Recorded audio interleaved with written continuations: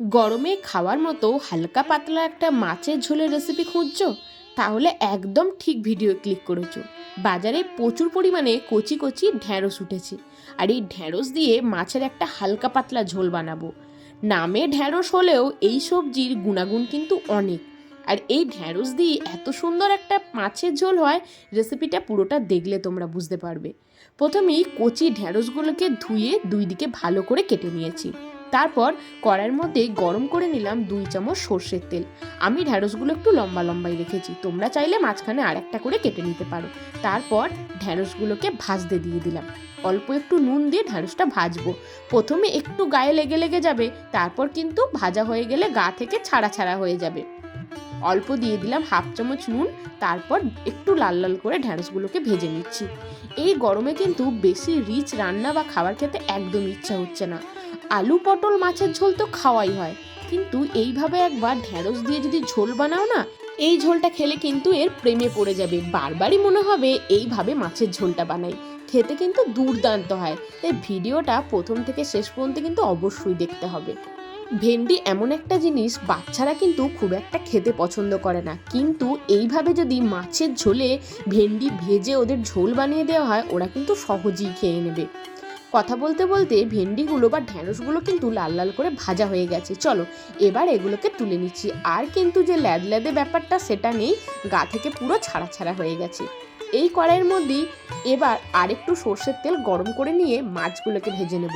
আমি এটা রুই মাছ দিয়ে বানাচ্ছি, তোমরা চাইলে কাতলা, মৃগেল, বাটা, পোনা সব কিছু মাছ দিয়ে কিন্তু এই ঝোলের রেসিপিটা বানাতে পারবে। আরও 2 চামচ তেল কিন্তু এবার অ্যাড করে দিলাম। ওদিকে মাছগুলো নুন হলুদ মাখিয়ে রেখে দিয়েছি। তেলটা ভালো করে টনটনা করে গরম করে নিতে হবে, কারণ মাছ ভাজার তেল যত গরম হবে মাছগুলো কিন্তু সুন্দর করে ভাজা যাবে। নুন হলুদ মাখানো মাছগুলোকে কিন্তু লাল লাল করে ভেজে তুলতে হবে। যে কোনো ঝোলের মাছ একটু কড়া কড়া করে ভাজা হলে সেই ঝোলটার টেস্ট কিন্তু দারুণ আসে। খুব বেশি তেলও কিন্তু দিইনি। অল্প তেলে মাছ ভাজা করতে গেলে তোমাদের প্রথমে তেলটাকে ভালো করে গরম করতে হবে, তাহলে কিন্তু অল্প তেলের মধ্যেই মাছগুলো সুন্দরভাবে ভাজা হয়ে যাবে। মাছগুলো ভাজতে দিয়ে দিলাম। উপর পিঠটা দেখছো হালকা হালকা যখন সাদা সাদা হয়ে যাবে, তখন বুঝতে হবে নিচের পিঠটা সুন্দরভাবে হয়ে গেছে। অনেকে মাছ ভাজার সময় এই ভুলটা করে থাকে। যারা পাকা রাঁধুনি তাদের কথা কিন্তু আমি বলছি না, অনেকেই কাঁচা রাঁধুনি, নতুন রাঁধুনি আছে, তাদের জন্য এই টিপসটা। মাছ যখন ভাজতে দেবে, উপরে যখন একটু সাদা সাদা হয়ে যাবে, তখন বুঝতে পারবে মাছটা তলা থেকে একদম হয়ে গেছে। তারপর তোমরা ওটাকে উল্টানোর চেষ্টা করবে, তাহলেই মাছগুলো ভাঙবে না, সুন্দরভাবে ভাজা হয়ে যাবে। ব্যাস, মাছগুলো একে একে ভেজে নিচ্ছি। তারপর এবার আমরা বাকি তরকারিটা চাপিয়ে দেব। বাকি মাছগুলো ভেজে নিয়ে কড়াই পরিষ্কার করে এবার দিয়ে দিলাম তেল। মাছ ভাজার তেলে রান্নাটা করতেই পারো, সেক্ষেত্রে ঝোলের কালারটা একটু কালো কালো হয়ে যায়। সব মাছ ভাজার পর আমার কিন্তু কড়াই আর তেল বেঁচে ছিল না, তাই কড়াই পরিষ্কার করে আরও 2 চামচ সর্ষের তেল গরম করে নিলাম। মাছ আর ভেন্ডি ভাজাই হয়ে গেছে, আর কিন্তু বেশি সময় লাগবে না। কড়াইয়ের মধ্যে 1/2 চামচ 5 ফোড়ন, একটা শুকনো লঙ্কা, একটা তেজপাতা ফোড়ন দিলাম। গরমে যে কোনো মাছের ঝোলে 5 ফোড়ন বা রাঁধুনি ফোড়ন দিলে দুর্দান্ত একটা ফ্লেভার আসে। ফোড়নটা যখন ভাজা ভাজা হয়ে যাবে, একসাথে বেটে রাখা আদা, টমেটো, কাঁচা লঙ্কার পেস্ট দিলাম। বাটা মশলা বলতে এইগুলোই দেবো। গরমের ঝোলের মধ্যে পেঁয়াজ রসুন কিন্তু ভালো লাগে না, অনেকটা বেশি রিচ হয়ে যায়। আদা, টমেটো, কাঁচা লঙ্কার পেস্ট দিয়ে ভালো করে নাড়াচাড়া করে কষিয়ে নিতে হবে, যাতে টমেটো আর আদার কোনো কাঁচা গন্ধ না থাকে। বেশ কিছুক্ষণ নাড়াচাড়া করে কষিয়ে নিয়েছি। দেখো এবার একে একে শুকনো মশলাগুলো একে একে অ্যাড করে দেবো। তার আগে 3-4টে চেরা কাঁচা লঙ্কা দিয়ে দিলাম। কাঁচা লঙ্কার ফ্লেভারটা ঝোলে কিন্তু বেশ ভালো লাগে। এবার দিয়ে দিলাম 1/2 চামচ মতো নুন। অলরেডি ঢ্যাঁড়স আর মাছ ভাজার সময় কিন্তু নুন ব্যবহার করেছি। এখানে 1/2 চামচ নুন দিয়ে লম্বা লম্বা করে কেটে রাখা আলুগুলো দিয়ে দিলাম। তোমরা চাইলে আলু একটু আগে থেকে ভেজেও নিতে পারো, সেক্ষেত্রে তেলের পরিমাণটা কিন্তু আরও বেশি লাগবে। আলু কিন্তু তাই আমি আর ভাজিনি, মশলার সঙ্গে আলুগুলো ভালো করে কষিয়ে নিচ্ছি। এই কষানোর টাইমটা একটু ধৈর্য ধরে কষিয়ে নিলেই কিন্তু আলুর যে কাঁচা ভাবটা সেটা চলে যায়, আলু আলাদা করে ভাজতে হয় না। মাছের ঝোল বানানোর সময় সব কিছুই আলাদা আলাদা করে সবজি আলু ভেজে নিলে তার টেস্ট কিন্তু আরও দ্বিগুণ হয়, কিন্তু সেক্ষেত্রে তেল মশলার পরিমাণ অনেকটাই বেড়ে যায়, হালকা পাতলা ঝোলটা আর হয় না। তাই আলু আলাদা করে না ভেজে এইভাবে মশলা কষানোর সময় আলুটা ব্যবহার করতে পারো।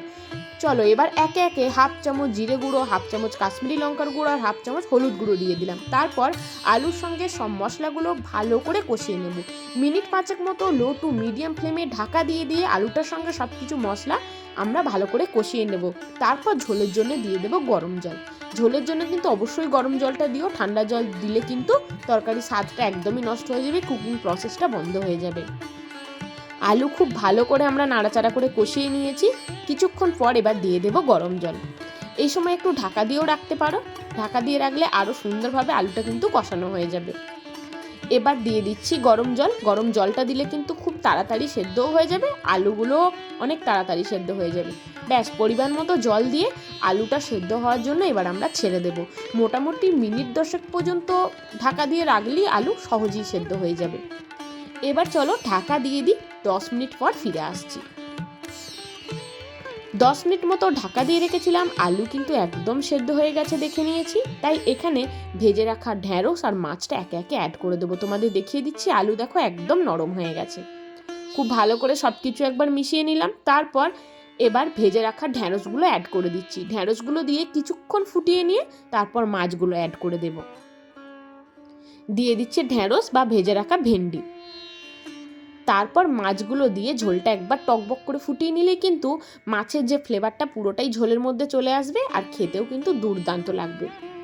এখনও যদি কেউ এই ঢ্যাঁড়স দিয়ে মাছের ঝোল ট্রাই না করে থাকো, অবশ্যই বাড়িতে বানাও। এই গরমে আমি তোমাদের কথা দিচ্ছি, ঝোলটা বানিয়ে তোমরা ঠকবে না, খেতে কিন্তু দুর্দান্ত হয়।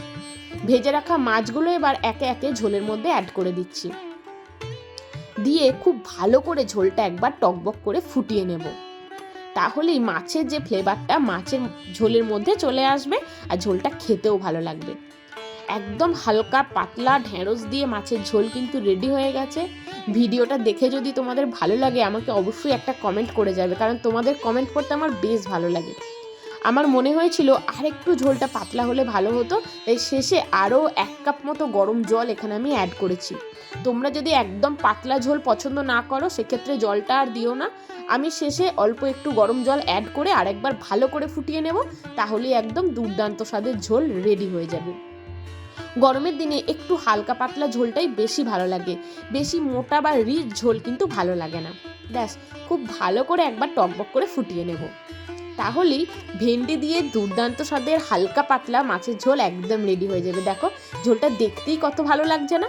গরম ভাতে দুপুরে কিন্তু একদম জমে যাবে এই পাতলা মাছের ঝোল থাকলে। ব্যাস, ঝোল কিন্তু আমাদের একদম রেডি হয়ে গেছে। তোমরা যারা যারা এখনও খাওনি, ভাবছো ভেন্ডি দিয়ে ঝোল বানালে সেটা কি খেতে ভালো হবে, একবার বানিয়ে ফেলো আর বানিয়ে দেখো, দুর্দান্ত লাগে খেতে। আশা করি ভিডিওটা সবার ভালো লেগেছে। ভালো লাগলে লাইক করো, কমেন্ট করো, ফ্রেন্ডস ফ্যামিলির সঙ্গে প্রচুর শেয়ার করো। তাহলে আজ আসি বন্ধুরা, দেখা হবে আবার একটা অন্য কোনো ভিডিও নিয়ে। সবাই খুব ভালো থেকো, সুস্থ থেকো। Thank you.